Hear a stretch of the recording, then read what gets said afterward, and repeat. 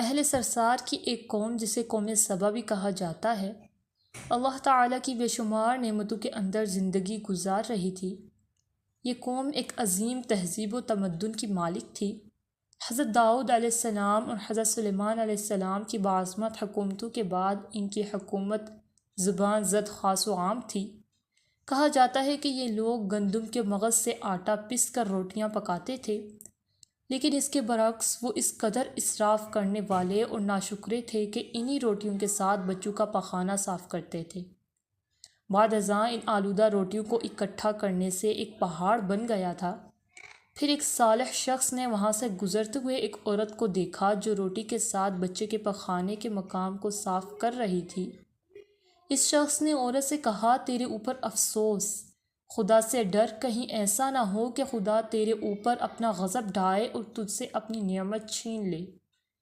اس عورت نے جواب میں مذاق اڑایا اور مغرورانہ انداز میں کہا، جاؤ جاؤ، گویا کہ مجھے بھوک سے ڈرا رہے ہو۔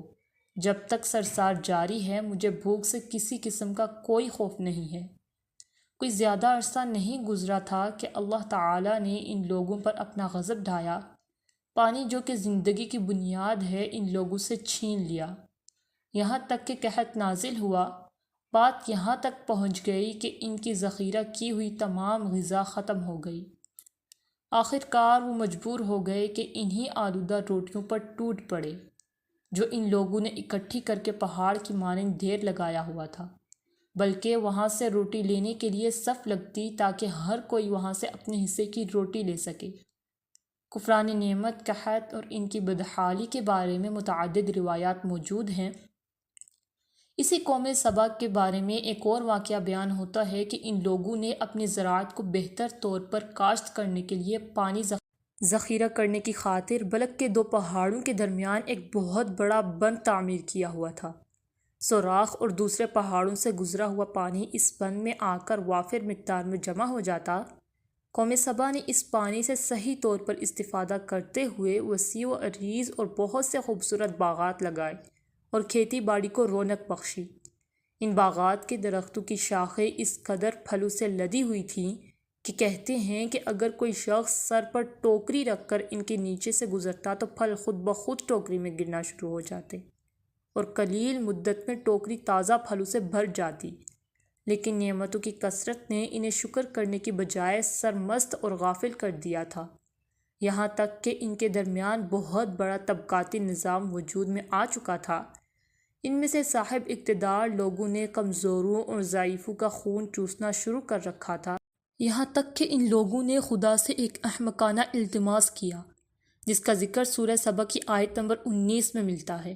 انہوں نے اللہ تعالیٰ سے یہ التماس اس لیے کیا تاکہ غریبوں، بے نواح لوگوں، عمرہ اور ثروت مند ان کے ہمراہ سفر نہ کریں۔ ان کی خواہش یہ تھی کہ آبادیوں کے درمیان خشکی ہو اور فاصلہ بہت زیادہ ہو تاکہ تہی دست اور کم آمدنی والے لوگ ان کی طرح سفر نہ کر سکیں۔ اللہ تعالیٰ نے ان مغرور پیٹ کے پجاریوں پر اپنا غضب نازل کیا۔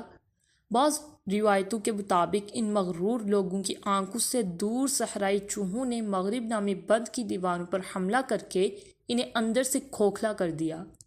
ادھر سے بارشیں زیادہ ہوئیں جن کی وجہ سے سیلاب آ گیا اور اس بند میں پانی بہت زیادہ اکٹھا ہو گیا۔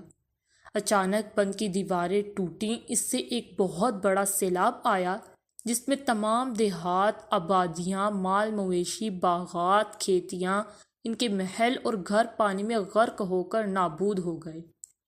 ان کے باغات اور زراعت میں سے صرف بیری کے درخت اور کچھ جھاڑیاں بچی تھیں۔ خوش الحان پرندے وہاں سے کوچ کر گئے تھے، جبکہ الوؤں اور کووں نے قوم سبا کے کھنڈرات میں اپنے گھونسلے بنا لیے تھے۔